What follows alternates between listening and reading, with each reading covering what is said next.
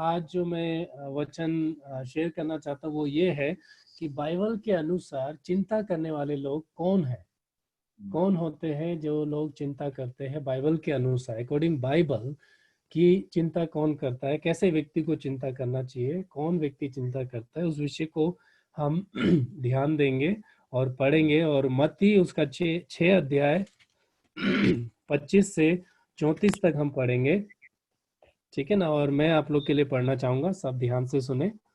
इसलिए मैं तुमसे कहता हूं कि अपने प्राण के लिए ये चिंता ना करना कि तुम क्या खाओगे और क्या पियोगे, और ना अपने शरीर के लिए कि क्या पहनोगे। क्या प्राण भोजन से और शरीर वस्त्र से बढ़कर नहीं। आकाश के पक्षियों को देखो, वे ना बोते हैं, न काटते हैं और न खेतों में बटोरते हैं, फिर भी तुम्हारा स्वर्गीय पिता उनको खिलाता है। क्या तुम उससे अधिक मूल्य नहीं रखते। तुम में कौन है जो चिंता करके अपनी आयु में एक घड़ी भी बढ़ा सकता है। और वस्त्र के लिए क्यों चिंता करते हो। जंगली शोषणों पर ध्यान करो कि वह कैसे बढ़ते हैं। वे ना तो परिश्रम करते ना काटते हैं। तो भी मैं तुमसे कहता हूं कि सुलेमान भी अपने सारे वैभव में उनसे किसी के समान वस्त्र पहने हुए ना था।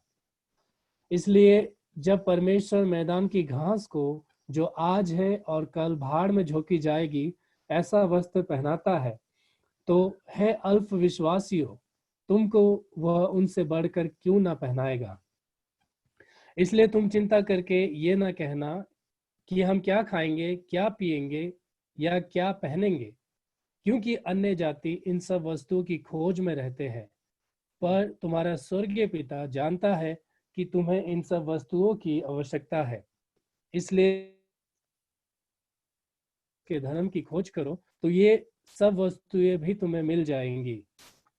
अत कल की चिंता ना करो, क्योंकि कल का दिन अपनी चिंता आप कर लेगा। आज के लिए आज का दुख बहुत है। आमीन। आमीन। वचन से मैं आप लोग को भी उत्साहित करना चाहता हूँ। बाइबल यहाँ पे क्लियरली हमें बताता है कि कौन व्यक्ति चिंता करता है। और ये वचन जब हम पढ़ते हैं और इस वचन को जब हमने पढ़ा, इसमें हम देख पाते प्रभु का हृदय। प्रभु का हृदय क्या है। प्रभु शारीरिक बातों से, फिजिकल बातों से ज्यादा स्पिरिचुअल बातों में महत्व दे रहे हैं। यहाँ पे उसकी ओर हम सबका ध्यान ले जाना चाह रहा है कि हम केवल बाहरी रूप या शारीरिक रूप के बारे में ही ना सोचते रहे, उसे में ना पड़े रहे, बल्कि आत्मिक रूप को भी हमें देखना है, उसे उससे ज्यादा महत्व देना है। ये मैं परमेश्वर का हृदय, इस वचन को, इस पैसेज को जब पढ़ रहा हूँ तो ये मुझे हृदय परमेश्वर का दिखता है कि परमेश्वर वो हमें उत्साहित कर रहा, हमें अवेयर कर रहा, हमें जगा रहा है कि हम बाहरी रूप को, केवल शारीरिक बातों पर ही ध्यान ना दे, मन ना लगाए, बल्कि हम आत्मिक रूप में ज्यादा ध्यान दे, उसमें ज्यादा फोकस करें, ना कि शारीरिक रूप में। जब मैं एक एक वचन को बताना चाहूंगा। पहला वचन यहाँ पे कहता है, इसलिए मैं तुमसे कहता हूँ कि अपने प्राण के लिए ये चिंता ना करना कि हम क्या खाएंगे और क्या पहनेंगे, और ना अपने शरीर के लिए कि क्या पहनेंगे। क्या प्राण भोजन से और शरीर वस्त्र से बढ़कर नहीं है। इस वचन से हमें क्या महत्व दिख रहा है कि परमेश्वर जीवन कितना इम्पोर्टेंट है उस बात को बता रहा है। खाने पीने की बातों से ज्यादा इस पहले वचन में 25 वचन में कह रहा है कि जीवन इन सब से बहुत ही महत्वपूर्ण है। इस पहले वचन 25 वचन में हम देख पाते हैं। और 26 में क्या बताता है, आकाश के पक्षियों को देखो, वे ना बोते हैं, ना काटते हैं और ना खेतों में बटोरते हैं, फिर भी तुम्हारा स्वर्गीय पिता उनको खिलाता है। क्या तुम उससे अधिक मूल्य नहीं रखते हो। यहाँ पे क्या बता रहा है कि आप और हम प्रभु के लोग, आप और हम बहुत ही महत्व रखते हैं परमेश्वर के सम्मुख में। आमीन। आमीन। ये 26 वचन हमें बता रहा है कि हमारा जीवन प्रभु के सम्मुख में बहुत ही खास है, बहुत ही महत्व रखता है उन बाकी चीजों से, ठीक है ना। 26 वचन में हमें ये दर्शाता है। और 27 में क्या कहता है, तुम में कौन है जो चिंता करके अपनी आयु में एक घड़ी भी बढ़ा सकता है। यहाँ पे ये कहता है कि चिंता हमारे जीवन में कभी अच्छा नहीं कर सकता। चिंता एक चिता है जो हमें ले डूबता है, जो हमें नाश करने की ओर ले जाता है, जो हमें बर्बाद कर देता है, हमारे हेल्थ को, हर एक क्षेत्र में, स्पिरिचुअल हो, मेंटली हो, इमोशनली हो, हर एक क्षेत्र में चिंता क्या करता है, कभी हमारी भलाई नहीं कर पाता, वो कभी हमारे लिए अच्छा नहीं है, वो हमेशा बुरा है। चिंता हमारे लिए बिल्कुल भी अच्छा नहीं है, वो हमेशा बुरा है। बाइबल यहाँ पे कहता है, तुम में कौन है जो चिंता करके अपनी आयु में एक घड़ी भी बढ़ा सकता है। हम चिंता करके कुछ नहीं कर सकते, इसका मतलब है, मतलब चिंता हमारे लिए अच्छा नहीं कर सकता कुछ भी, वो बुरा ही है।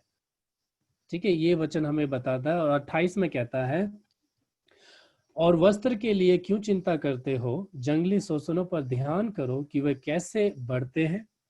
वे ना तो परिश्रम करते हैं ना काटते हैं, तो भी मैं तुमसे कहता हूँ कि सुलेमान भी अपने सारे वैभव में उनमें से किसी के समान वस्त्र पहने हुए ना था। इसलिए जब परमेश्वर मैदान की घास को जो आज है और कल भाड़ में झोंकी जाएगी ऐसा वस्त्र पहनाता है, तो है अल्प विश्वासियों, तुमको वो इनसे बढ़कर क्यों ना पहनाएगा। आमीन। सो इसमें हम क्या देखते हैं, इसमें हम परमेश्वर की केयर को देखते हैं, परमेश्वर के उस ध्यान को देखते हैं, परमेश्वर किस प्रकार अपने लोगों की चिंता करता है। 28 से 30 में हम देखते हैं कि परमेश्वर अपने लोगों के बारे में ध्यान करता है, चिंता करता है। सो परमेश्वर चिंता करता है तो हमें करने की जरूरत नहीं है, ये 28 से 30 में हम देखते हैं। और अगर हम 31 से 32 पढ़ते हैं, इसलिए तुम चिंता करके ये ना कहना कि हम क्या खाएंगे या क्या पहनेंगे, या क्या खाएंगे, क्या पिएंगे या क्या पहनेंगे, क्योंकि अन्य जाति इन सब वस्तुओं की खोज में रहते हैं। पर तुम्हारा स्वर्गीय पिता जानता है कि तुम्हें इन सब वस्तुओं की आवश्यकता है। आमीन। तो यहाँ पे ये 31 और 32 में क्या कहता है, चिंता करना किसका काम है, चिंता करने वाले लोग कौन है। इसमें बताया है, चिंता करने वाले लोग अन्य जाति है, जो प्रभु को नहीं जानते, जो प्रभु को नहीं पहचानते, जो प्रभु पे विश्वास नहीं करते, वो लोग इन सब वस्तुओं की चिंता करने की उनको जरूरत है, और वो लोग करते हैं, और उन्हें करना भी चाहिए, क्योंकि उनके पास कोई सोर्स नहीं है।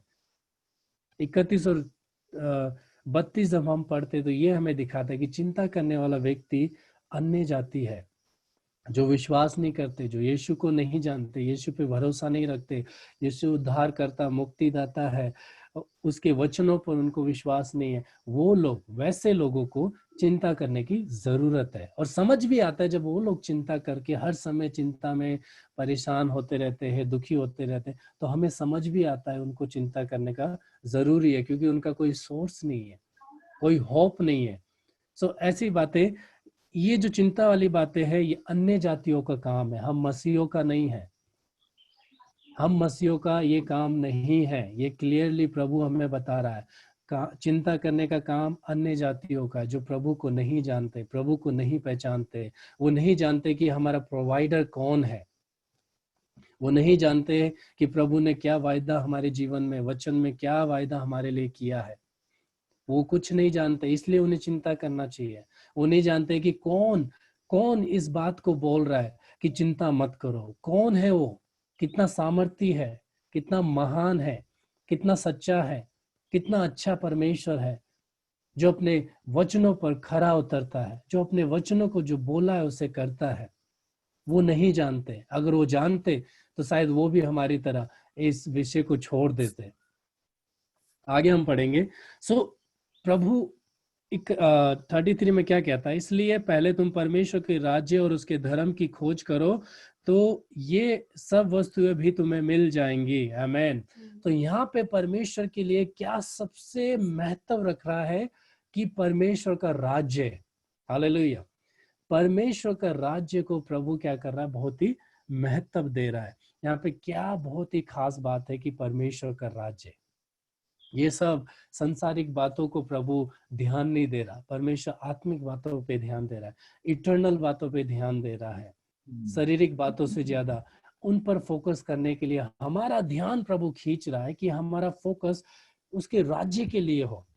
ठीक है, उसके राज्य पर हो, और आत्मिक ग्रोथ पर हो, और आत्मिक भोजन पर हो, आत्मिक उन्नति पर हो, ना कि ये सब छोटी मोटी बातों पर जो परमेश्वर हमें देगा। और 33 में बड़े अच्छे से कहा है, जब हम उसके राज्य और धर्म की खोज करते हैं, सुनिए ध्यान से, जब हम उसके राज्य और धर्म की खोज करते हैं, वो सारी वस्तुएं प्रभु हमें देगा जिसके पीछे अन्य जाति लोग भाग रहे हैं।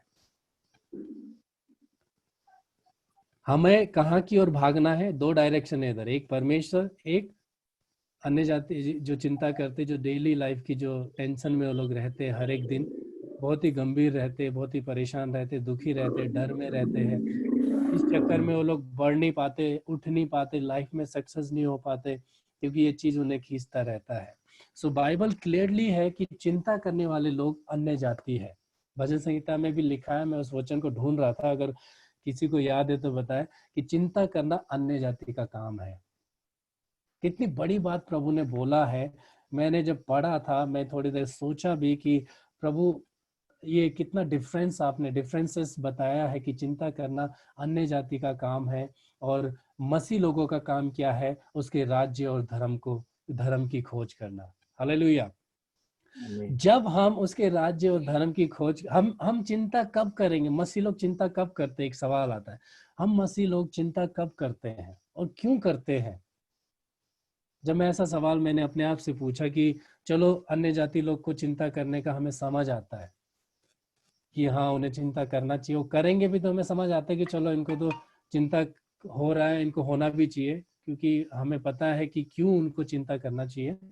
लेकिन जब हम मसीह लोग चिंता करते हैं और परेशान होते हैं, क्यों हम होते हैं, किस लिए हम होते हैं, कब होते हैं, तो मेरे को ये समझ आए कि हम लोग चिंता तब करते हैं जब हम भूल जाते हैं परमेश्वर के वायदे को। परमेश्वर ने वचन में जो वायदे हमें बोला है, जब हम उसके वचन को नहीं समझ पाते, या उसके वचन में जब हमारी पकड़ अच्छी नहीं होती, या प्रभु के साथ हमारा रिश्ता अच्छा नहीं होता, या फिर हम नहीं जान पाते कि कौन है वो जो मुझे बोल रहा है कि चिंता नहीं करना, जब हम उसको नहीं समझ पाते कि कौन है वो परमेश्वर जिसने आकाश और पृथ्वी की सृष्टि की, हर एक चीज जो हम देखते, सुनते, बोलते हैं, हर चीज को बनाने वाला परमेश्वर आप और हमें कह रहा है चिंता नहीं करना। ये छोटी बात नहीं है। एक उदाहरण हम देखते हैं, एक बच्चा परिवार में वो कभी चिंता नहीं करता, वो अपने मजे में खेलता है, गंदा होता है, मिट्टी में लोटपोट करता है, बाहर दोस्तों के साथ मजे कर रहा होता है, वो बिल्कुल टेंशन नहीं लेता। थक के आता है, बस खाना देखता है, मम्मी पापा से खाना मांग लेगा, खाएगा, उसे टेंशन नहीं होता कि अरे मुझे तो काम पे जाना है, या फिर खाना खाना है, ये करना है, वो करना है, मैं इसी खेल कूद में समय बर्बाद, उसको वो सब टेंशन बिल्कुल नहीं होता। उसका केवल फोकस, वो बड़ा फेथफुल होता है अपने खेल कूद में, अपनी पढ़ाई में, अपने बदमाशी में बहुत फेथफुल होता है कि उसमें मजे करता है। उसको टेंशन नहीं होता कि मैं कपड़े कहाँ से आएगा, खाना कहाँ से आएगा, वो जीवन का आनंद लेता है। वैसे ही आप और हम मसीह को भी ऐसा ही करना है। और ये कब हो पाएगा? जब हम अपने पिता को अच्छे से जान पाएंगे, जब हम जान पाएंगे कि मुझे चिंता नहीं करना बोलने वाला कौन है, कितना महान है, कितना सामर्थी है, कितना भला है, कितना सच्चा है। उसका वचन में क्या कहता है? पहला पत्रस 5:7 में, अपनी सारी चिंता उसी पर डाल दो क्योंकि उसको तुम्हारा ध्यान है। कितनी अच्छे और मधुर बात में प्रभु ने कहा है, उसको तुम्हारा ध्यान है। परमेश्वर को आपका और मेरा ध्यान है। देखो, हमें परमेश्वर की जगह नहीं लेनी है, ये परमेश्वर का काम है। हम प्रॉब्लम में तब पड़ते जब हम परमेश्वर का काम खुद अपने हाथों में लेने लगते। हमारा काम वचन 33 में लिखा है, केवल उसके राज्य और धर्म की खोज करना, यही काम है हमारा। परमेश्वर का काम हमें नहीं लेना है क्योंकि उसको हमारा ध्यान है। फिलिपियो 4:6 और 7 में क्या कहता है? किसी भी बात की चिंता मत करो, परंतु हर एक बात में तुम्हारा निवेदन प्रार्थना और विनती के द्वारा धन्यवाद के साथ परमेश्वर के सम्मुख में रखा जाए। परमेश्वर को हमारा ध्यान है, परमेश्वर को हमारी चिंता है। भजन संहिता 55:22 में कहता है, अपना बोझ यहोवा पर डाल दे, वे तुम्हें संभालेगा, वो धर्मी को कभी टलने ना देगा। आमीन। कितनी अच्छी बात बोला, धर्मी जन को प्रभु कभी टलने नहीं देगा। भजन संहिता में कहा है कि जो यहोवा पे भरोसा रखते हैं उनका मुंह कभी वो काला नहीं होने देगा, शर्म से झुकने नहीं देगा। मतलब हम चिंता तभी करते हैं जब हम इन वचनों को भूल जाते हैं, उसके वायदों को भूल जाते हैं, जो उसने वचन में हमारे लिए किया, जो वचन मैंने अभी आप लोग को पढ़ के सुनाया।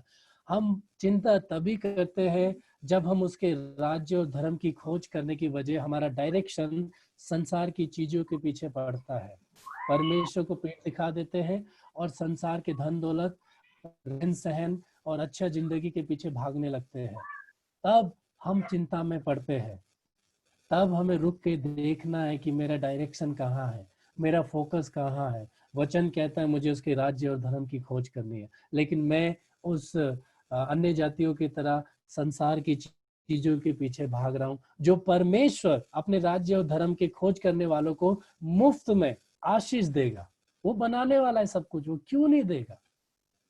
ये रहस्य हमने जाना है, इस खजाने को हमने जाना है, समझा है कि संसार की चीजें जो लोग भाग रहे उसको प्राप्त करना है हमें, तो उसके पीछे नहीं भागना है। हमें परमेश्वर के राज्य और धर्म की खोज करनी है, तो ये सारी वस्तुएं उसमें जुड़ते जाएगा। आमीन। सो आगे एक दो वचन और मैं पढ़ूंगा कि हम चिंता तब करते हैं जब हम परमेश्वर के वचन पर ध्यान नहीं लगा पाते, या परमेश्वर जिस पे हम विश्वास कर रहे हैं उसके साथ हमारा कनेक्शन अच्छा नहीं है। अब सोचो एक परिवार में माँ बाप और बच्चे के बीच में अच्छा रिश्ता नहीं है, झगड़े हैं, टूट रहे, तो वो कभी आपस में भरोसा नहीं कर पाएंगे, कभी वो एक दूसरे को अच्छे से विश्वास नहीं कर पाएंगे, एक दूसरे पर निर्भर नहीं हो पाएंगे, क्योंकि उनमें डर आ जाता है, रिश्ता खराब है, भरोसा नाम का कुछ भी शब्द उसमें नहीं है, टूट गया है रिश्ता। जहाँ पे रिश्ता कमजोर होता है, हम फेल होते हैं, हम खुद जिम्मेदारी लेना शुरू करते हैं, अरे मेरा क्या होगा, क्योंकि हमारा रिश्ता वहां पे अच्छा नहीं है हमारे डैड के साथ। तो हम खुद चिंता लेने लगते हैं, मुझे खाना देंगे कि नहीं, मुझे ये मिलेगा कि नहीं, मुझे ये अच्छी वस्तु मिलेगा कि नहीं, वो क्या बोलेंगे, क्या होगा। ये सब दुनिया भर की टेंशन हमें लेना पड़ता है जब रिश्ता खराब होता है। और जब रिश्ता मजबूत होता है, हम सब के लिए सबसे अच्छा उदाहरण यही है कि एक बच्चा अपने बाप या माँ से उनसे मांगता है हक के साथ, उनके पास हो या ना हो उसको कोई टेंशन नहीं है, लेकिन वो बच्चा जिद करता है, मांगता है और अपना जीवन बहुत ही भरपूरी के साथ जीता है। खेलना भी मजे से खेलता है, पढ़ना भी मजे से पढ़ता है, बदमाशी भी मजे से करता है, जो कि उसका लाइफ है उसको वो अच्छे से जीता है। हम लोग भी ऐसे ही करना है, हमें जो प्रभु ने लाइफ दिया है उसको भरपूरी से जीना है। भरपूरी का जीवन देने प्रभु आया है। चिंता करके हम उसको खत्म ना करें, आधा अधूरा ना करें, उसको जीना भूले नहीं, उसको हमें भरपूरी से जीना है, उसको उसमें मगन और आनंदित होना है। भजन संहिता 23 का 4 में कहता है, चाहे मैं घोर अंधकार से भरी हुई तराई में होकर चलूं तो भी हानि से ना डरूंगा, क्योंकि तू मेरे साथ रहता है, तेरे सोटे और तेरी लाठी से मुझे शांति मिलती है। आमीन। कितना अच्छा प्रभावशाली वचन प्रभु ने बोला है। चाहे मैं घोर अंधकार, मतलब एक भयानक रास्ते से भी जा रहा हूँ, जहाँ पे गोलियां एक दो ऊपर से जा रही हो, मेरे सामने से जा रही हो, तब भी मैं ना डरूंगा। ये कौन व्यक्ति नहीं डरेगा?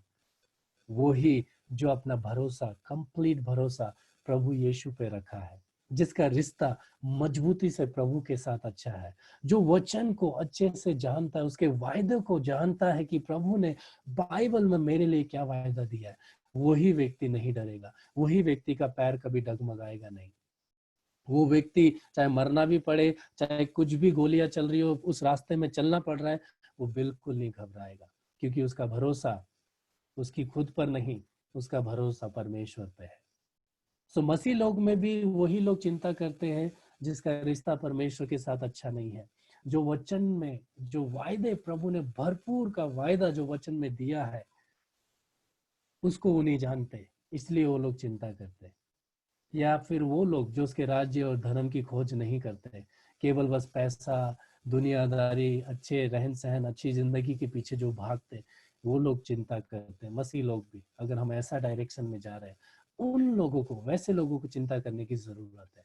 लेकिन जो वाकई चिंता करते हैं वो लोग अन्य जाति है, जो डेली हर सेकंड हर समय चिंता में जीवन जीते हैं, डर में जिंदगी बिताते हैं, वो मसीह लोग नहीं है प्रिय, वो है अन्य जाति लोग। ये डिफरेंस प्रभु ने आप और हमें दिया है। एक छोटा सा उदाहरण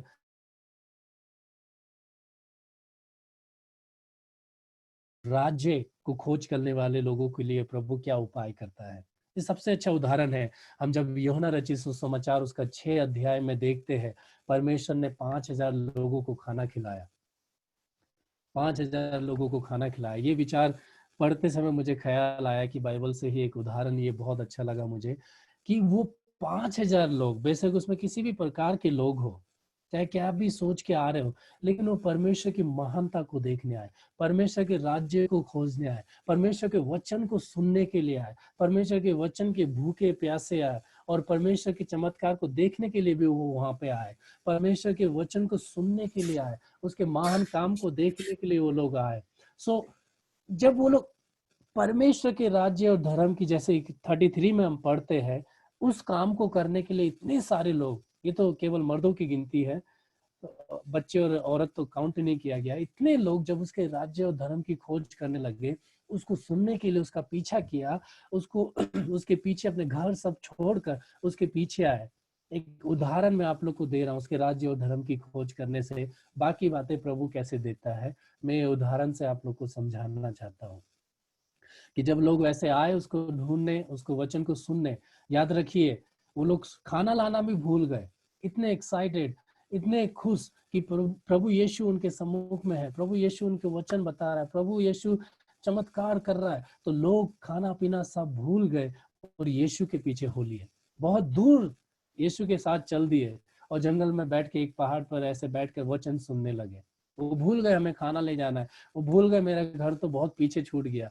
उसके राज्य और धर्म की खोज करने में उन्होंने सांसारिक बातों को कुछ समय के लिए बेशक उन्होंने त्याग दिया और वो प्रभु यीशु के पीछे ही चले और उसके वचन को सुनने लगे। जहां वो बैठा वहां पे बैठकर उसके वचन को सुना, उसके राज्य और धर्म की खोज की, जो कि परमेश्वर के नजर में भी बहुत ही महत्वपूर्ण है, उसका राज्य।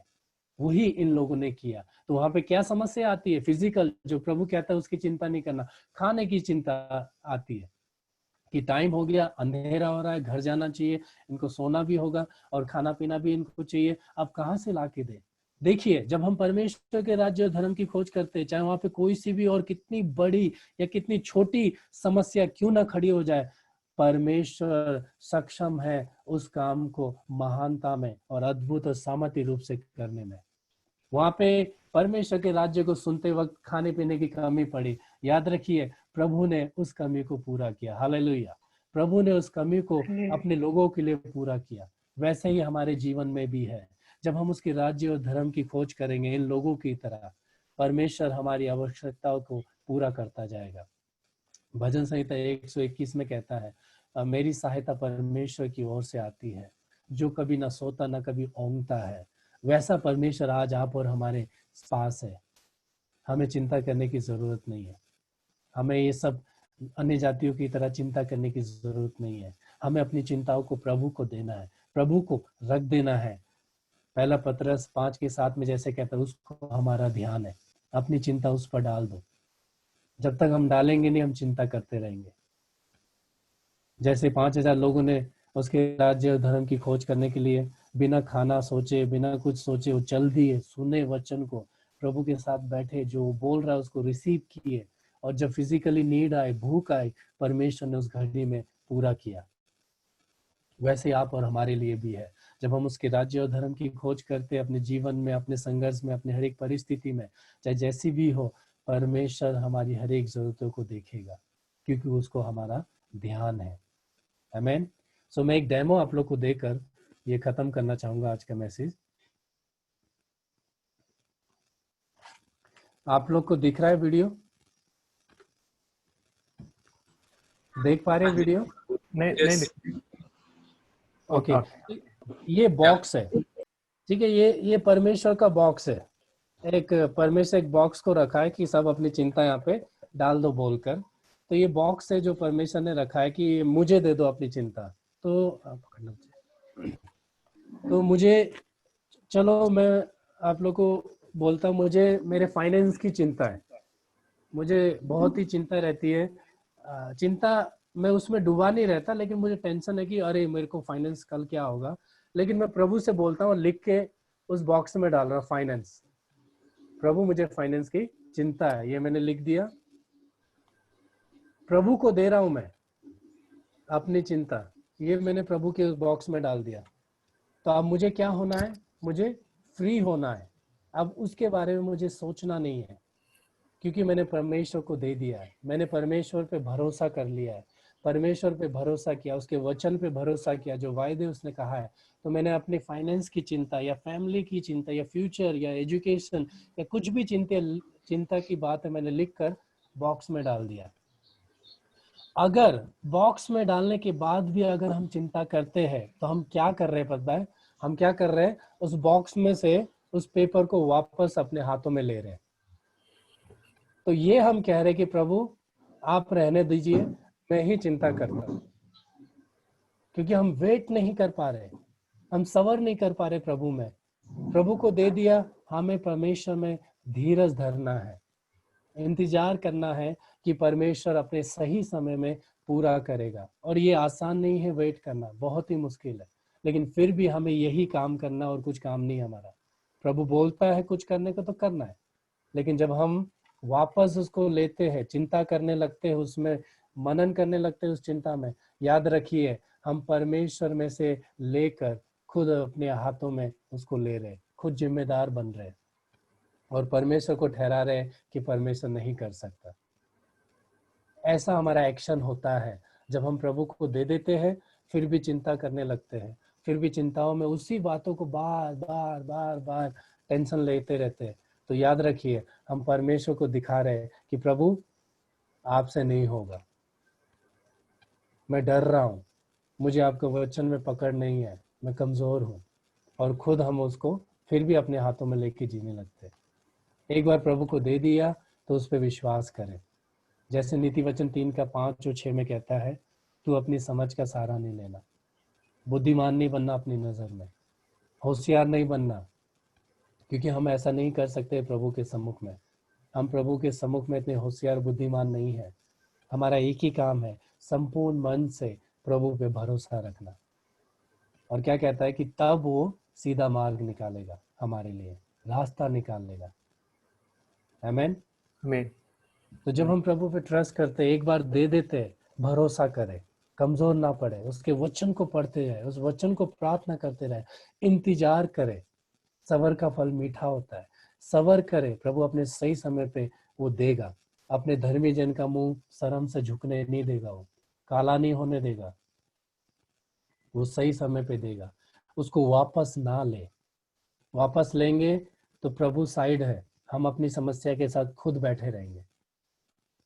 तब हम प्रभु को नहीं कोस सकते कि प्रभु आपने नहीं सुना। सो मैं आप लोग को इंकरेज करता हूँ, कुछ भी टेंशन है, कुछ भी बात है, किसी भी बातों को लेकर, हम धर्मी जन को उसके राज्य और धर्म की खोज करना हमारा काम वो है, चिंता करना नहीं है। चिंता करना तो हमारे पिताजी का काम है, जो हमारा स्वर्गीय पिता है, जो महान है, जो भंडार, उसके पास सब कुछ है, सब कुछ जो दुनिया वाले भाग रहे उसके पास है। तो अच्छा रहेगा हम उससे कनेक्ट रहे, तो हमें मुफ्त में प्रभु देता रहेगा। उसके राज्य को ढूंढते रहे और अपनी सारी चिंता उसके हाथों में दे दे, क्योंकि उसको हमारा ध्यान है। और अपनी समझ में बुद्धिमान ना बने। जैसे 5,000 लोग प्रभु के पीछे चल दिए, खाना लेना भूल गए, घर कितना पीछे होगा वो भूल गए, कितने दूर आ गए वो भूल गए, लेकिन प्रभु के वचन को सुनते रहे। और जब वहां पे खाने की जरूरत पड़ी, जो बाइबल में हमने ये सब पढ़ा, खाने पीने की चिंता नहीं करना, परमेश्वर ने उस घड़ी में वो चिंता को भी हटाया। परमेश्वर ने पूरा किया, इंसान ने नहीं। तो यही है, जब हम उस पर भरोसा करते हैं, उसके राज्य और धर्म की खोज करते हैं, लगे रहते हैं, विश्वास करते हैं उसके वायदे पर, प्रभु यीशु पर, किस पे, कौन हमें कह रहा है कि चिंता नहीं करना। जब हम उसको अच्छे से जानते हैं, हमारी हर एक कमी घटी में वो हमारी जरूरतों को पूरा करता है। और ये वही व्यक्ति समझ सकता है जो मैं बोल रहा हूँ, वही व्यक्ति समझ सकता है जो जिसका भरोसा प्रभु पर है। प्रभु इस वचन से हम सबों को आशीष दे। Thank you so much.